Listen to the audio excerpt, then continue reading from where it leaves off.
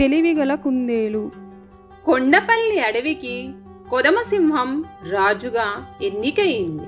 కొదమసింహం సింహాసనం అధిష్ఠించగానే పెను మార్పులకు శ్రీకారం చుట్టింది. ముందుగా కొలువులో ఉన్న చిన్నా చితక జంతువుల స్థానంలో బలమైన జంతువులను నియమించి బలమైన రాజ్యంగా చేయాలని నిర్ణయించుకుంది. అందుకు తగిన సన్నాహాలను ప్రారంభించింది.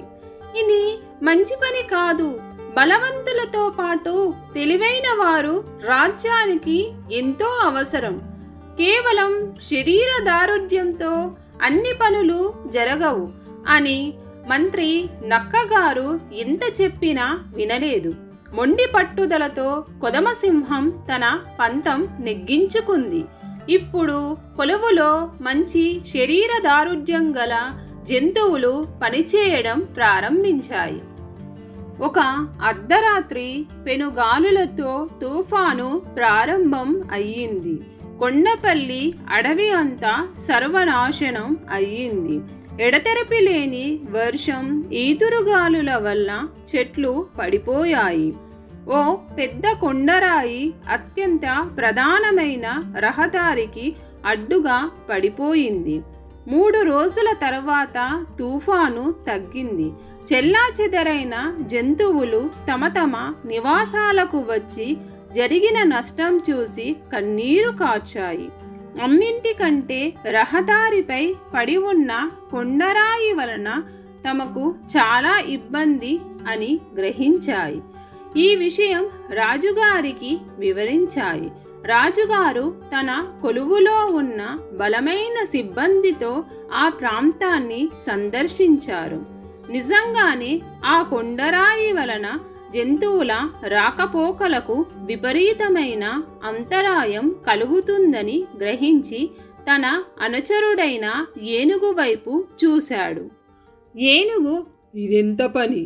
తొండంతో ఒక్కటిత్తే జరజర జారిపోతుంది. అందరూ నా శక్తిని చూచి ఆశ్చర్యపోతారు అనుకుంటూ వెళ్ళి తన తొండంతో రాయిని పైకి లేపబోయింది. ఎంత ప్రయత్నించినా కొంచెం కూడా కదల్లేదు. రాయిని తొండంతో పట్టుకోవడానికి ప్రయత్నించినా పట్టు దొరకలేదు. ఏనుగు సిగ్గుతో తలదించుకొని వెళ్ళిపోయింది. ఆ తరువాత అత్యంత బలశాలి ఖడ్గమృగం చిందులు వేస్తూ వచ్చి బలమైన కొమ్ముతో రాయిని కదపాలని ప్రయత్నించింది. కొమ్ము విరిగిందే కాని రాయి కదలలేదు. ఆ తరువాత నీటి ఏనుగు, ఎలుగుబంటి ఇలా బలమైన జంతువులన్నీ ప్రయత్నించి చతికిలపడ్డాయి. రాజుగారు కోపంతో చిందులు తొక్కారు.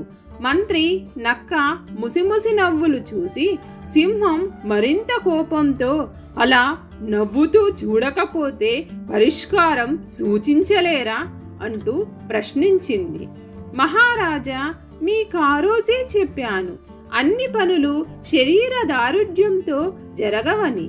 బుద్ధి బలం కండబలం కంటే గొప్పదని ఇప్పుడు చూడండి అంటూ చిన్న జంతువులన్నింటినీ పిలిచి, మీ బుద్ధి బలంతో ఈ రాయిని కదల్చటానికి ప్రయత్నించండి అని చెప్పింది.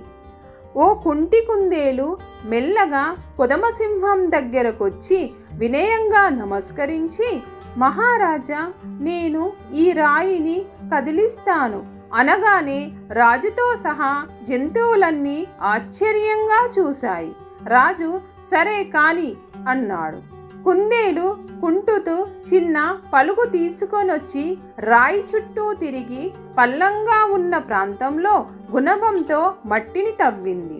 ఆ తర్వాత జిరాఫీ మామ దగ్గరికెళ్ళి ఒక పెద్ద చెట్టు కొమ్మను విరగదీసి ఇవ్వమంది.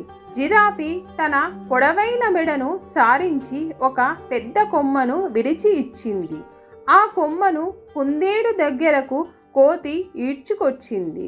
కుందేలు పక్కనున్న ఎలుగుబంటిని పిలిచి కొమ్మను చేతికిచ్చి తాను చూపిన చోట ఉంచమంది. ఎలుగుబంటి కుందేలు చెప్పినట్లుగా రాయి కిందకు కొమ్మ ఉంచింది. తాబేలు వచ్చి ఆ కొమ్మ కింద చిన్న రాయిని ఉంచింది. కుందేలు అంత సరిచూసుకొని రెడీ అనగానే కొమ్మను కిందకు మంచమంది. జంతువులన్నీ ఊపిరి బిగబట్టి చూస్తున్నాయి. కుందేలు రెడీ అంది. ఎలుగుబంటి కొమ్మను కిందకు నొక్కింది. అంతే, ధనధన అంటూ పెద్ద శబ్దంతో రాయి పల్లంలోకి జారిపోయింది. కళ్ళ ముందు జరిగిన సంఘటనకు జంతువులన్నీ హర్షధ్వానాలు చేశాయి. రాజుగారు కండబలం కంటే బుద్ధిబలం గొప్పదని గ్రహించి తిరిగి కొలువులో తెలివిగల వాళ్ళకి సముచిత ఉద్యోగాలిచ్చి అందరినీ సంతోషపెట్టారు. మీకు ఈ కథ నచ్చినట్లయితే లైక్ చేయండి, మీ ఫ్రెండ్స్కి షేర్ చేయండి. మరిన్ని కథల కోసం కథా సమయాన్ని సబ్స్క్రైబ్ చేయండి.